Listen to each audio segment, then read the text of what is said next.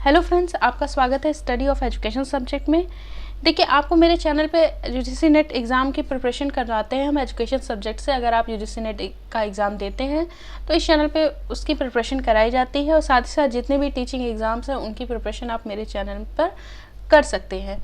तो देखिए, आज की वीडियो जो है हम उसी पे है कि जो यूजीसी नेट का एग्ज़ाम है उस पर क्या क्या प्रिपरेशन हो, मतलब क्या क्या क्वालिफ़िकेशन होती है उसकी, कौन बच्चे हैं जो भर सकते हैं, कितनी आयु होनी चाहिए, कितनी एज के बच्चे भर सकते हैं, किस एज तक के बच्चे भर सकते हैं, किनको रिसर्च जेआरएफ मिलता है और बाकी क्या पैटर्न होता है एग्ज़ाम का, वो सारी चीज़ें जो है हम क्या करते हैं जानेंगे आज की वीडियो में। तो चलिए स्टार्ट करते हैं। देखिए, जो यूजीसी नेट एग्ज़ाम होना है, ये जो एग्ज़ाम होता है ये एक तरीके का आपको जॉब देने की श्योरिटी तो नहीं देता, लेकिन ये है कि आप हायर एजुकेशन में अगर आप जाना चाहते हैं, आप पीएचडी करना चाहते हैं, रिसर्च की फील्ड में जाना चाहते हैं और आप असिस्टेंट प्रोफेसर बनना चाहते हैं, तो आपको इस एग्ज़ाम को पास करना बहुत ज़रूरी है। मतलब आपको इस एग्ज़ाम को पास होना चाहिए।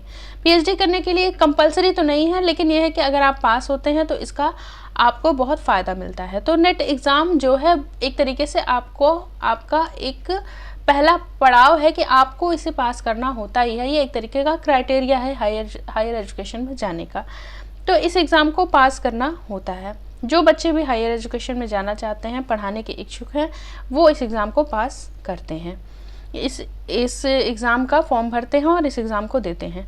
देखिए, इसकी क्या क्वालिफ़िकेशन है। देखिए, इसका क्वालिफ़िकेशन जो है, आप पोस्ट ग्रेजुएट होने चाहिए। चाहे आप कंप्लीट कर चुके हों या फिर अपियरिंग में भी हों, तब भी आप इसका फॉर्म भर सकते हैं।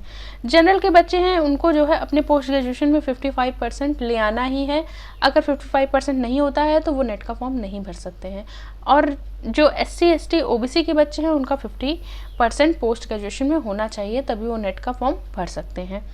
दूसरी बात करें कि इसमें जो है, इसको हम बाद में देखेंगे, इसमें एज लिमिट की बात कर लेते हैं। देखिए, जो नेट का एग्ज़ाम है उसके लिए किसी भी तरीके की कोई एज लिमिट नहीं है। यानी कितने भी साल का कोई व्यक्ति हो, वो नेट का एग्ज़ाम जो भी उसने जिस सब्जेक्ट से उसने पोस्ट ग्रेजुएशन किया है उस सब्जेक्ट में वो क्या कर सकता है, उस नेट के एग्ज़ाम को दे सकता है। किसी भी एज में कोई एज लिमिट नहीं है नेट के एग्ज़ाम पास करने में, मतलब नेट के लिए कोई भी एज लिमिट नहीं है। लेकिन जूनियर रिसर्च फेलोशिप, जिसको जेआरएफ कहा जाता है, जिसमें अच्छा खासा यूजीसी क्या करती है, अमाउंट देती है आपको मंथली बेस पे। मंथली आपको वो अमाउंट ऑटोमेटिक मिल जाता है। ये एक तरीके का फेलोशिप होता है। तो उसके लिए जो है 31 ईयर्स तक के जो जनरल के बच्चे हैं, स्पेशली जो लड़के हैं, उनके लिए जो है जो एज लिमिट रखी गई है वो 31 ईयर्स रखी गई है।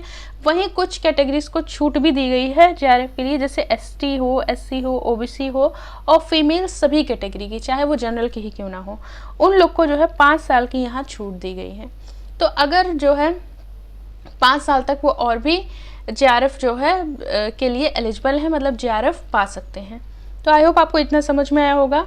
अब देखिए, इस एग्ज़ाम का पैटर्न क्या है ये जानेंगे। देखिए, ये एग्ज़ाम जो है साल में 2 बार होता है और पिछले 2 सालों से कोरोना की वजह से ये 2 बार तो नहीं हो पा रहा है, लेकिन अब आगे जो है ये साल में वैसे 2 बार होता है ये एग्ज़ाम।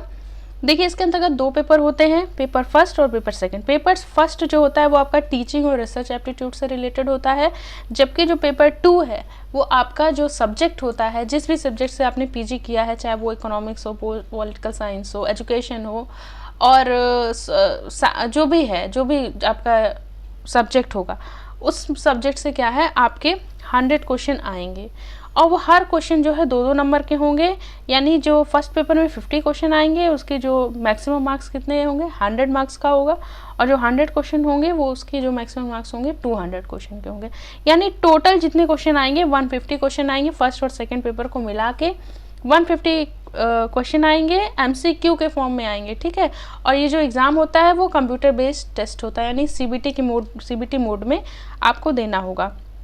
और मैक्सिमम जो नंबर होते हैं वो 300 होते हैं। समय कितना मिलता है आपको, 3 घंटे का समय आपको यहाँ मिलता है। यानी आपको 3 घंटे में जो है 150 क्वेश्चंस सॉल्व करने होते हैं, जो कि आपके फर्स्ट और सेकंड पेपर दोनों में को मिला के होते हैं, ठीक है। आपको मैक्सिमम 300 नंबर मिलते हैं और हर सब्जेक्ट की जो कट ऑफ होती है, जब इसका रिजल्ट आता है तो हर सब्जेक्ट की कट ऑफ अलग अलग होती है, यानी कि जो कट ऑफ निकाली जाती है वो हर सब्जेक्ट की अलग अलग होती है। अगर आप उस कट ऑफ को अगर आप उस कट ऑफ को पार कर जाते हैं तो आप नेट का एग्ज़ाम या जो भी JRF की भी कट ऑफ होती है, तो अगर आप उसको भी पार कर जाते हैं तो आप एग्ज़ाम को क्वालिफाई कर लेते हैं। देखिए दूसरा पॉइंट हम लोग ने यहाँ छोड़ा था तो उसको भी पढ़ लेते हैं। देखिए इसमें क्या होता है कि जब आप पेपर में क्या होता है कि 150, ठीक है, 150 क्वेश्चन होते हैं, उनके टोटल मार्क्स 100 होते हैं। इसका जो है आपको 40% पाना ही होगा, मतलब जनरल, EWS, OBC, इनको जो क्रीमी लेयर के OBC होते हैं इनको जो है 40% लाना ही होगा, तभी ये इस एग्ज़ाम को पास, मतलब इस एग्ज़ाम को पास माने जाएंगे, यानी वो पास माने जाएंगे इस एग्ज़ाम में। वहीं OBC, non creamy layer, PWD, SC ST, अगर आप इस कैटेगरी में आते हैं तो आपको जो है 35% लाना ही होगा इस एग्ज़ाम में, तभी आप इस एग्ज़ाम में पास माने जाएंगे। तो इस तरीके से जो है हमने एग्ज़ाम के पैटर्न को समझा कि क्या है, कौन लोग इसमें भर सकते हैं, फॉर्म भर सकते हैं, क्या एज होनी चाहिए, क्या क्या चीज़ें हैं। तो ओवरऑल सारी चीज़ें हम लोग ने देखी। तो आई होप आपको ये वीडियो अच्छी लगी होगी, आपको इससे काफ़ी कुछ पता चला होगा इस एग्ज़ाम के बारे में। अगर आपको वीडियो अच्छी लगी तो प्लीज़ लाइक, शेयर, सब्सक्राइब ज़रूर करें। कोई भी सजेशन हो तो प्लीज़ कमेंट बॉक्स में बताएं और पढ़ते रहें मेरे साथ। मिलते हैं अगली वीडियो में।